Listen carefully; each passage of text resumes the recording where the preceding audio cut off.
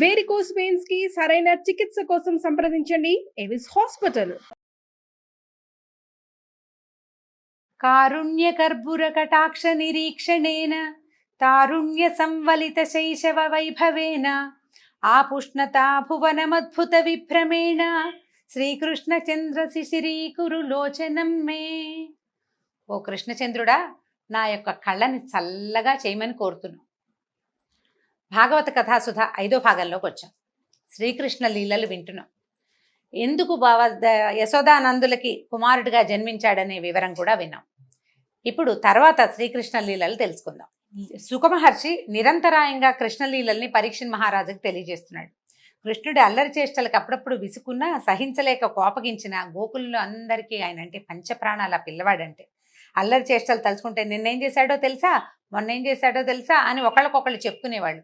మా ఇంట్లో మజ్జిగకుండ పగలగొట్టాడు మా పిల్లాడు అని ఒక ఆవిడ చెప్తే, మజ్జిగకుండ ఏమిటి, పాలకుండే పగలగొట్టేశాడు మా ఇంట్లో అని పక్కపక్క నవ్వుతూ చెప్పుకునేవాళ్ళట. అప్పటికప్పుడు కోపం వచ్చినా తలుచుకుంటే సంతోషం వచ్చేది. అతన్ని అల్లరి చేష్టల్ని పాటలుగా పాడుకునేవాళ్ళు, ఎంతో సంతోషంగా ఉండేవాళ్ళు. ఒకరోజు యశోదాదేవి పరిచారకులందరికీ తలా ఒక పని అప్పగించింది. అయితే అందరూ తలా ఒక పని మీద వెళ్ళిపోయారు. పెరుగు చిలికే మజ్జిగ చిలుక్కోవాలి, ఆ పనికి ఎవరు లేరు. సరే ఆవిడే తనే కట్టుకుందాము, మజ్జిగ చేసుకుందాంలే అని ఏం చేసింది, కవ్వం తాడు బిగించింది. అక్కడి నుంచి తెల్లటి పట్టుచీర కట్టుకుందట. నడుముకి రత్నాలు పొదిగిన వడ్డాణం పెట్టుకుంది, బంగారు కంకణాలు ధరించింది.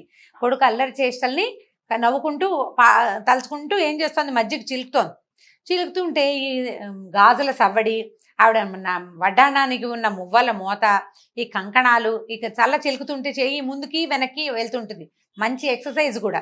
ఈ కదులుతుంటే ఆ శబ్దము ఆవిడ పాడుతున్న పాటకి, ఆ పిల్లవాడి మీద తలుచుకున్న ప్రేమతో ఆవిడ నవ్వులకి అన్నిటికీ ఒక చక్కటి మ్యూజిక్ సెషన్ లాగా నడుస్తుంది అనమాట. ఆవిడ ఆనందంగా మజ్జిగ చిలుకుంటుంది. ఈ పిల్లవాడికి ఆకలేసింది. వచ్చి అమ్మ పాలిస్తావా అని అడిగేట. ఆవిడేంది, వెన్న పడుతుందిరా, పాలు తాగుతుగాని ఉండమని. అయినా సరే ఓ పదే పదే పాలు కావాలి నా చెయ్యి అని ఈ కవ్వని చేత్తో పుచ్చుకుంటున్నాడు.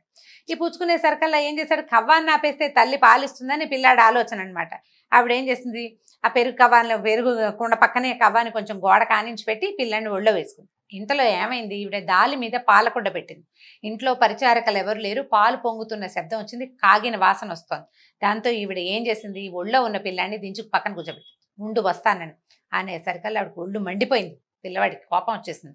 ఏం చేసిందట, పక్కనే ఒక పొత్రం కనబడుతుంది, సన్నికాల మీద నూరే ఉంటాయి కదా, ఆ రాయి ఎత్తి పెరుక్కుండ పగలగొట్టేసేట.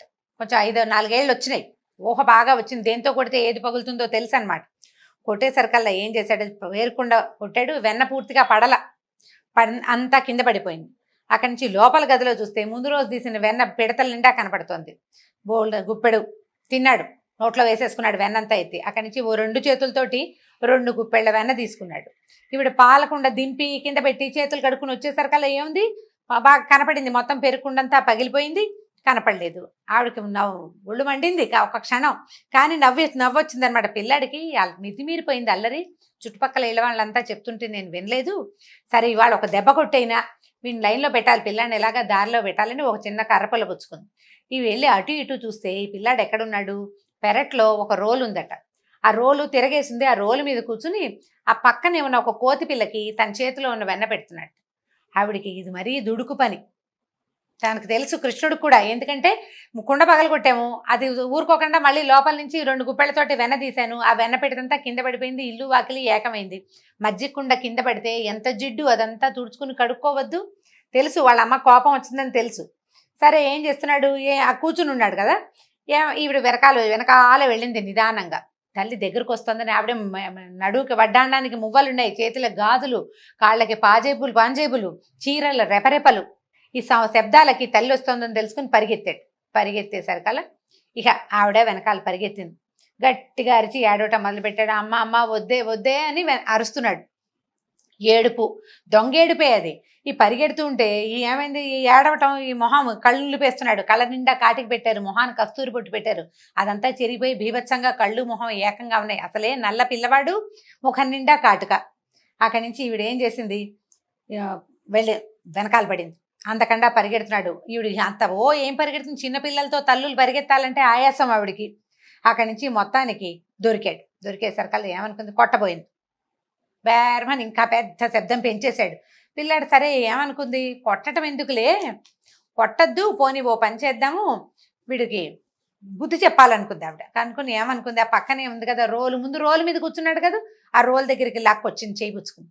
రోలు కట్టేద్దాం అనుకుంది. కట్టేద్దాం అనుకుని ఏం చేసింది, ముందు ఈ కవ్వపు తాళ్ళు ఉంటాయి, కవ్వానికి కట్టేందుకు మజ్జిగ చిలకటం అంటాడు, ఆ తాడు తెచ్చి వాడు నుంచోబెట్టింది. కట్టేద్దాం అనుకుంది, నడువుకి కడదాం అనుకుంది. అసలు చూడండి, ప్రపంచంలో లోపల బయట తేడా లేదు. పరబ్రహ్మం చిన్న స్వరూపం కాదు, ప్రపంచమంతా ఆవరించి ఉండేవాడు. ఆద్యంతాలు లేని వాడిని తాడుతో కట్టాలని అనుకుంటుంది. తల్లి అవటం వల్ల ఆవిడికి ఎంత భాగ్యం లభించిందో యశోదాదేవికి. ఈ తాడు పెట్టి కట్టబోయింది. ఎంత పిల్లవాడు, వాడి చిన్న చిరు బొజ్జ. ఈ తాడు దగ్గరికి రాలా. ఇదేమిటి తాడు సరిపోలేదు, ఇంకో తాడు పట్టుకొచ్చింది, పాత తాడికి ముడేసింది, మళ్ళీ కట్టబోయింది. ఇప్పుడు తాడు ఇంత జానెడు తగ్గుతోంది, ఇంకో తాడు పట్టుకొచ్చింది. ఎన్ని తాళ్లతోటో కట్టబోయింది. మనం నిన్నటి దాకా చేసుకున్న కార్తీక దామోదర ప్రీత్యర్థం అని చెప్పుకున్నాను చూడండి, ఆ దామోదర నామధేయం ఇందువల్లే వచ్చింది. ఈ కట్టబోయింది, కట్టి కట్టి ఆవిడికి విసుగు పుట్టింది, ఆయాస పడిపోతోంది. మళ్ళీ వదిలేయటం, ఇంకో తాడు వెతుక్కురావటం, ఈ లోపల ఈ పిల్లాడు వెళ్ళిపోతాడేమో అని కంగారు హైరాణ. ఈ తల్లి చెమటలు కక్కేస్తుంటే ఈయనకి జాలేసింది. అబ్బో అమ్మ ఆయాస పడుతోంది, సరేలే అని ఏం చేసింది, ఆ చిన్న బొజ్జ ఆవిడకి సరిపడా సైజుకి తగ్గిపోయింది. 10 తాళ్లతోటి కూడా కట్టలేని బొజ్జ ఒక తాడుతోటే కట్టేసేసింది. సరే ఏం చేసింది, తాడుతో కట్టుకొని ఇచ్చాడు. కట్టిన తర్వాత ఏం చేసింది, రెండో కొస రోలుకేసి కట్టేసేసి అందరూ అయ్యో పోన్లేమ్మా పిల్లాడమ్మా అంటే, సరేలే నా పిల్లాడు నా ఇష్టం, అల్లరి చేస్తున్నాడు, ఓ దెబ్బ కొడితే ఏడుస్తాడని తాడేసి కట్టాను అనుకుని వెళ్ళిపోయింది లోపలికి, ఇంటి పనులు చక్క తీసుకోవడానికి. సరే కృష్ణుడు అటు ఇటు చూశాడు. కొంత దూరంలో 2 పెద్ద పెద్ద మద్ది చెట్లు నిటారుగా కనపడుతున్నాయి. ఇవేమిటట, యక్షులకి రాజైన కుబేరుడి కుమారుడు ఇద్దరు, నలకూబరుడు మణిగ్రీవుడు అనేవాళ్ళు నారదుడి శాపానికి గురయ్యి ఇట్లా మద్ది చెట్లుగా మారిపోయారు. మారిపోయేసరికల్లా ఈయన అడిగాడు, ఇదేమిటి ఇలా ఎందుకు జరిగిందని ఈయన అడిగాడు. అడిగితే పూర్వం ఆయన ప్రశ్న కూడా చాలా చక్కగా అడిగాడు. కుబేరుడు శివుడు అనుచరుడు, కుబేరుడు కుమారులు కూడా శివుడు అనుచరులే. ఎందుకంటే కుబేరుడు, మనం చూడండి, శివుడు లక్ష్మీకారకుడు, ఐశ్వర్యదాయకుడు అంటాం. ఐశ్వర్యం ఎవరి వల్ల వస్తుంది, ఐశ్వర్యం అంతా ధనమంతా ధనపతి కుబేరుడు. శివుడాజ్ఞ వల్లే కుబేరుడు మనకు ఐశ్వర్యాన్ని ఇస్తాడు. అంటే కుబేరుడు శివుని యొక్క గణాలలో ఒకడు, అంతే కదా. ఇప్పుడు అతని కుమారులు శివగణంలోనే ఉంటారు వాళ్ళు కూడా. మరి అలా ఉన్నప్పుడు వాళ్ళకి నారదుడు ఎందుకు శాపం ఇచ్చాడు అని పరీక్షిన్ మహారాజు సుఖ మహర్షిని అడిగాడు. అడిగితే ఆయన ఏం చెప్తున్నాడంటే, వీళ్ళకి ఏంటంటే నిజంగానే వాళ్ళు శివభక్తులు, శివుని సేవకులే, కానీ వాళ్ళకి తండ్రి ఐశ్వర్యం చూసుకుని తమంతటి వాళ్ళు లేరని ఒక గర్వం. ఏ తప్పు చేసినా చెల్లిపోతున్నానే. ఇప్పుడు కూడా మనం అలాంటి వాళ్ళని చూస్తుంటాం. తండ్రుల ఐశ్వర్యం పిల్లలకి గర్వకారణంగా ఉంటుంది. అందులో తమ ప్రతిభా పాఠవాలు ఏమీ లేకపోయినప్పటికీ నేనెవరో తెలుసా అని ప్రశ్నించే వాళ్ళు బోల్డ్ మంది కనపడతారు, కోకొల్లలు. ఇప్పుడు ఉన్నదంతా అదే మనకి ప్రజ. అయితే వీళ్ళు ఏం చేశారు, బాగా మద్యం సేవించి కొందరు అప్సర స్త్రీలను వెంట పెట్టుకుని కైలాస పర్వతం మీద ఉన్న ఉద్యానవనాల్లో స్వేచ్ఛగా విహరిస్తూ ఉండేవాళ్ళట. అయితే వాళ్ళని అనుసరించి వచ్చిన ఆడపిల్లలు ఇద్దరు బాగా, ఇంకా ఇద్దరే కాదు ఇంకా చాలా మందే ఉండుంటారు, బాగా ఉత్సాహపరిచిన కొద్దీ విపరీతంగా మద్యం సేవించి ఒళ్ళు తెలియని స్థితిలో ఈ జలక్రీడలు ఆడడానికి ఈ మందాకిని నదిలోకి వెళ్ళారు. గంగానది అనమాట, స్వర్గంలో ఉన్న గంగానదికి వెళ్ళి ఏం చేస్తారంటే నగ్నంగా దిగారట గంగానదిలో. దిగేసరికి స్త్రీలు కూడా, వాళ్ళతో ఉన్న అప్సరసలు కూడా ఈ యక్షకుమారులను అనుసరించి వాళ్ళు కూడా వస్త్రాలు వదిలేసి వివస్త్రాలుగానే నదిలోకి దిగారు.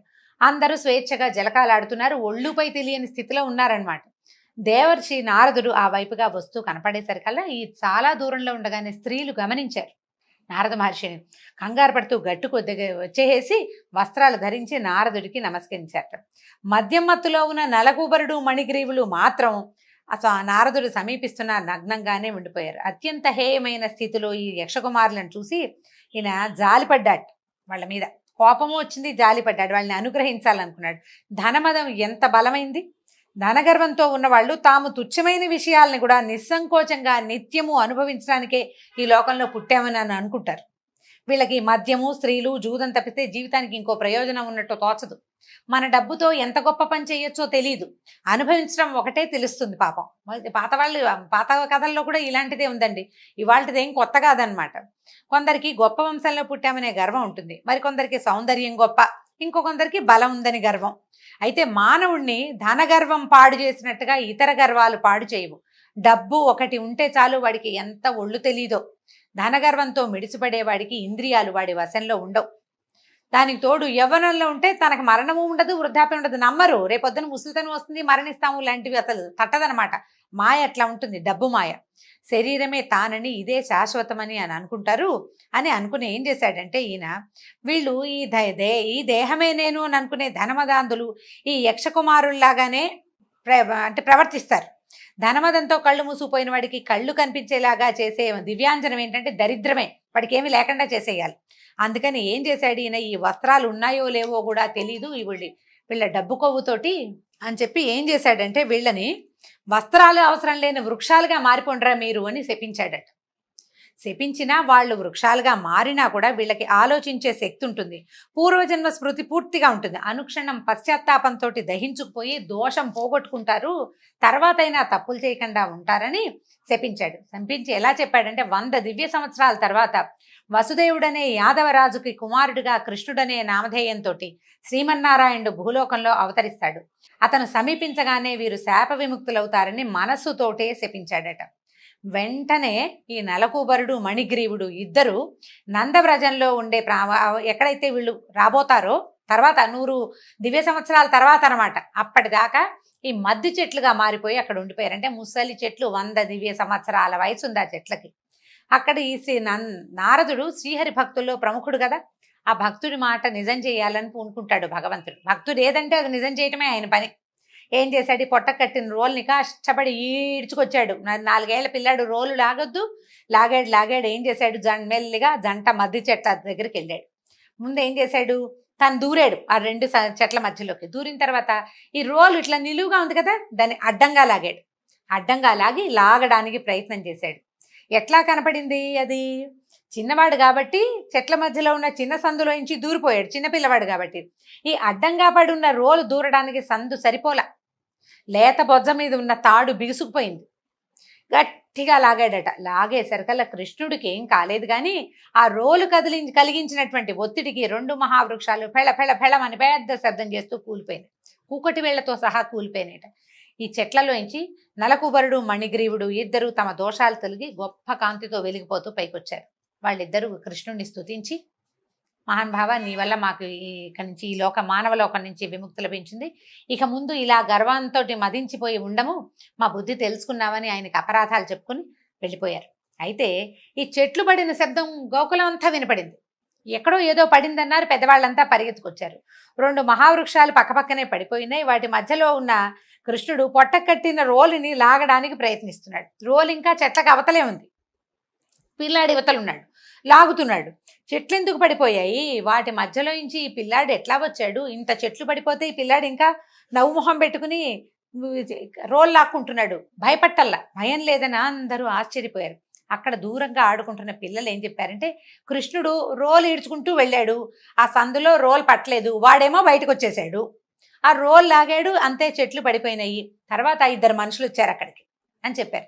చెప్పేసరికల్లా చిన్నపిల్లాడు అంతంత చెట్లను ఎట్లా లాగుతాడు, అసలు ఆ రోల్ ఎట్లా ఈడ్చుకొచ్చాడు వీడి శక్తి అని ఆశ్చర్యపోయారు వాళ్ళు. అక్కడి నుంచి ఏం చేశాడు, నందుడు గబగబా ఆ నడువు కట్టును తాడు ఓడదీసి భార్యని ఏం కేకలేశాడు, పిల్లాడికి రోల్ కడతావా అనో ఏదో అనే ఉంటాడు, అనకుండా ఎందుకుంటాడు, నాన్నలు కేకలేరు అమ్మల్ని, అట్లా కట్టావు చూడు పిల్లాడు అక్కడ పడ్డాడు, కాస్తుంటే ఆ చెట్టు పిల్లవాడి నెత్తిని పడిపోను అని ఏదో కేకలేసుకున్నారు. తర్వాత ఈ పిల్లాడిని ఎత్తుకుని తీసుకుపోయారు. అక్కడి నుంచి కొంచెం అల్లరి తగ్గించాడట. గోపికలు ఆడిచ్చినట్టు ఆడిచ్చేవాళ్ళు అందరూ. అది ఎగురు దూకు డ్యాన్స్ చెయ్యి అనేవాళ్ళు, చేస్తూ ఉండేవాడు. చూడండి, ప్రపంచంలోని సృష్టి స్థితి లయాల్ని తనకే క్రీడ భగవంతుడికి. ఆయన ఈ గోపికలు ఎట్లా ఆడిస్తే అలా ఆడుతుండేవాడు. నాట్యం చేయమంటే చేసేవాడు. అక్కడి నుంచి ఏం చేసేవాళ్ళు, చిన్న పనులు చేయించేవాళ్ళు. పిల్లలకి అల్లరి తగ్గించాలంటే ఏం చేయాలి, ఇప్పుడు మనం కూడా చేస్తున్నాం. ఆ పీట పట్రా, ఈ గ్లాస్ తీసుకెళ్ళి పెట్టు, ఆ కుండ ఎత్తుకురామ్మా, ఆ దోణ్ణి విప్పమ్మా అని ఇలాగ ముద్దుగా చిన్న పనులు చేయిస్తే వాళ్ళ వెనకాల పడి పనులు చేస్తుండేవాడు. ఎట్లా కనపడేదంటే దేవతలందరూ అనుకునేవాళ్ళు, తనని ప్రేమించే వారికి భగవంతుడు ఎంత వశంవదుడుగా ఉంటాడో, ఎంత ప్రీతిగా వాళ్ళు చెప్పినవి వాళ్ళు అడిగినవి చేసి ఇచ్చేస్తాడో కనపడేటట్టుగా ఎవరు ఎట్లా ఆడిస్తే అట్లా, ఎవరు ఏ పని చెప్తే ఆ పని చెప్తూ గోపికల వెనకాలబడి తిరుగుతూ ఉండేవాడట. తర్వాత కృష్ణలీలని మళ్ళీ వచ్చే భాగంలో తెలుసుకుందాం. నమస్కారం.